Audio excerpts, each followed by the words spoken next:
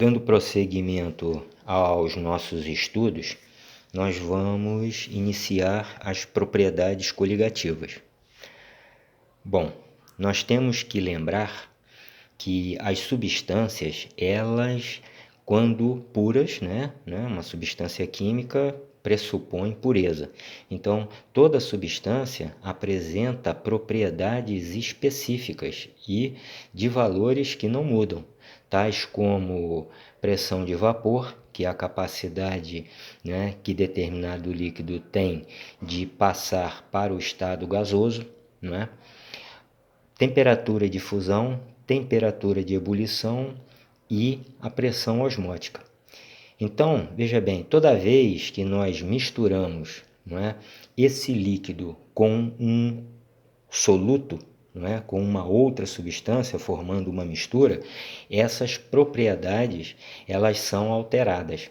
E, a partir de agora, nós vamos entender essas alterações, que nós vamos estudar na forma de pressão de vapor, tonoscopia, ebulioscopia, criometria e pressão osmótica. Então vamos recordar o que é uma solução. Uma solução vai ser o resultado da mistura de substâncias, Nós vamos trabalhar com um solvente que está no estado líquido. E a partir do momento que nós vamos introduzir um soluto, que seja não volátil, ele vai alterar aquelas propriedades que nós falamos anteriormente. Então, uma solução ela é formada por um soluto e um solvente. É uma mistura homogênea. Bom, quando esse líquido for a água, nós teremos uma solução aquosa. E o soluto ele poderá ser uma substância molecular, sendo um ácido, ou um açúcar, ou ureia, por exemplo, ou poderá ser uma substância iônica, uma base, um sal. Em função dessa natureza, eu terei, ao fazer a mistura, um acréscimo ou não das partículas. Vamos recordar o que sejam partículas na química.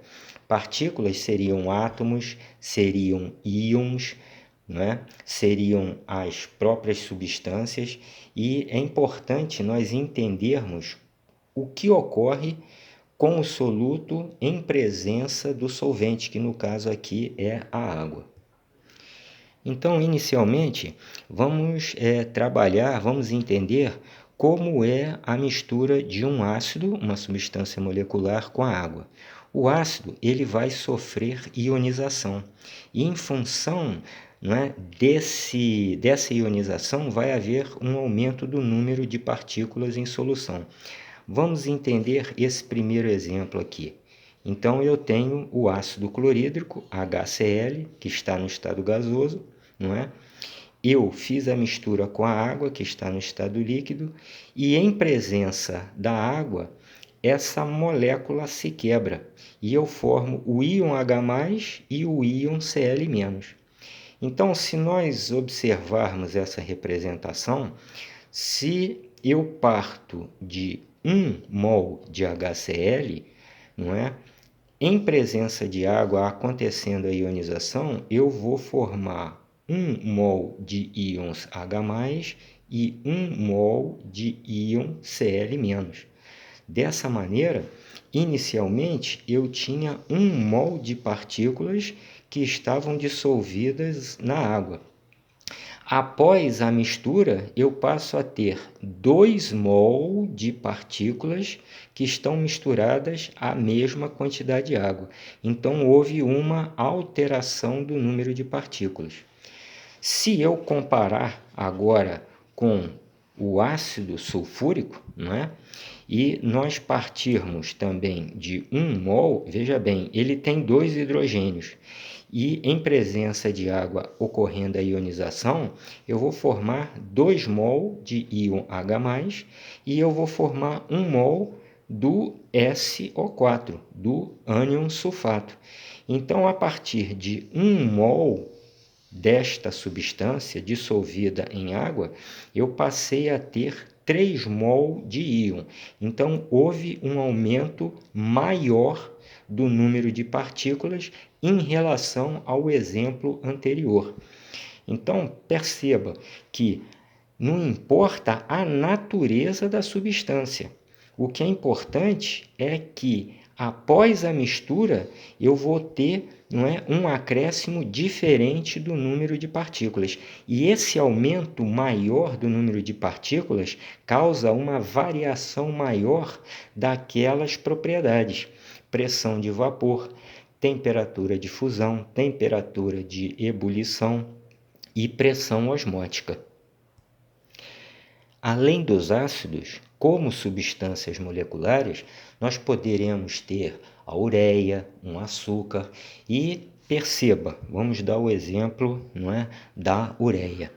No momento que você dissolve a ureia ela está no estado sólido, e ao ser misturado com a água no estado líquido, ela vai formar apenas uma solução aquosa dessa substância. Então, veja bem, se eu partir de 1 mol de ureia, eu continuo a ter 1 mol de ureia dissolvida em água. Então, nesse caso, o número de partículas não alterou em relação aos exemplos anteriores. Então, por exemplo, o ácido sulfúrico, H2SO4, apresenta um aumento do número de partículas maior que o ácido clorídrico, HCl, que apresenta um aumento maior de partículas, por exemplo, do que a ureia. Então, é muito importante nós observarmos, o que ocorre quando um soluto não volátil é dissolvido em meio aquoso, é dissolvido com a água, Continuando, eu posso ter uma outra situação, uma base, Em solução aquosa, as bases vão sofrer dissociação iônicas, aumentando o número de partículas. Mesma situação. Eu tenho aqui o hidróxido de sódio, que é uma substância iônica. Está no estado sólido, em presença de água, ele vai formar uma solução aquosa. Repara que agora, eu tinha inicialmente 1 mol, em presença de água houve a dissociação, houve a separação dos íons e eu vou obter 1 mol do íon sódio, 1 mol do íon hidróxido. Então, houve um aumento do número de partículas. Anteriormente, eu tinha 1 mol e, posteriormente, à mistura, eu passo a ter 2 mol em solução. O mesmo raciocínio em relação aos ácidos, eu posso ter se agora eu comparo a situação do hidróxido de sódio com o hidróxido de cálcio.